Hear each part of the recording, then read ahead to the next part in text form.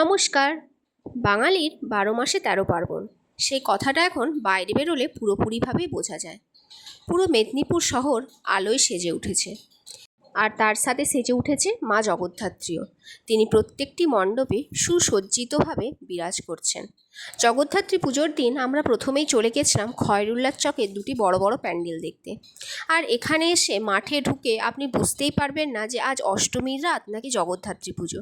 এই জগতের ধাত্রী তুমি, জগদ্ধাত্রী মাতা, শঙ্খ চক্র ধনুর বাণে তুমি পরিত্রাতা। এই মণ্ডপের প্যান্ডেলটি যেই রকম অপূর্ব সুন্দর করেছে, সেই রকম অপূর্ব সুন্দর ছিল মায়ের এই প্রতিমাটি। দু চোখ ভরে যেন দেখতে ইচ্ছে করছিল। তারপর মণ্ডপ থেকে বেরিয়েই দেখি মাঠে বসেছে একটি সুসজ্জিত মেলা। বোন আর এই দিদিভাই দুজন মিলে চেপেছিল এই ড্রাগন ট্রেনটাতে। আমি চারদিকে মেলাটা ঘুরে দেখছিলাম, আর এটাই ভাবছিলাম এই ছোট্ট ছোট্ট আনন্দগুলো সারাদিনের কর্মব্যস্ততার মধ্যে সত্যিই খুব দরকার। আর আমার ইচ্ছে করছিল ওই মিকি মাউসটাতে চাপতে, যদিও বয়সের কারণে আর সেখানে চাপা হয়নি। তো সেখান থেকে বেরিয়ে আমরা চলে এসেছিলাম আরেকটি পুজো মণ্ডপে, নেতাজি স্পোর্টিং ক্লাবে। এখানের আলোকসজ্জা যেই রকম সুন্দর, সেই রকম অপূর্ব হয়েছে প্যান্ডেলটি। নমামি শমীশান নির্বাণ রূপম, নমামি শমীশান নির্বাণ রূপম।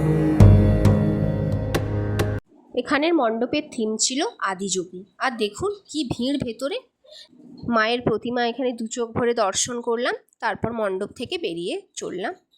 এসে পৌঁছালাম আরেকটি পুজো মণ্ডপে। এখানে ভেতরে ঢুকিনি, প্যান্ডেলটি ছোটোর উপরে হলেও খুব সুন্দর করেছে। তারপর সেখান থেকে এলাম কেরানিতলায়। কেরানিতলার চকের মধ্যেই করেছিল এই পুজো মণ্ডপটি।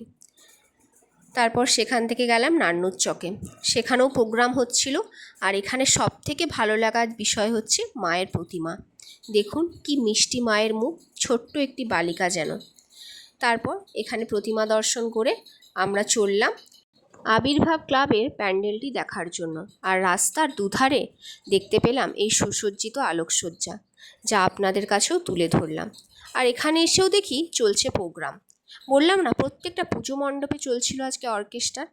দেখে আপনি বুঝতেই পারবেন না যে এটা জগদ্ধাত্রী পুজো নাকি দুর্গা পুজো। আর এখানকার প্যান্ডেলটা সত্যি প্রশংসনীয়। যেই রকম অপূর্ব হাতের কাজ, সেই রকম নিখুঁত। এই জগতের ধাত্রী তুমি, জগদ্ধাত্রী মাতা, শঙ্খ চক্র ধনুর বাণে তুমি পরিত্রাতা। তারপর আরেকটু এগোলে পেলাম অগ্নিকন্যার পুজো মণ্ডপ। এখানেও চলছিল প্রোগ্রাম, তাই আর ভেতরে ঢুকিনি। ঘড়িতে তখন অলরেডি বেজে গেছে রাত 11:30। যদিও রাস্তার ভিড় দেখে সেটা একদমই মনে হয়নি। আজ এতটাই থাক, দেখা হচ্ছে খুব তাড়াতাড়ি পরের একটি ভিডিওতে।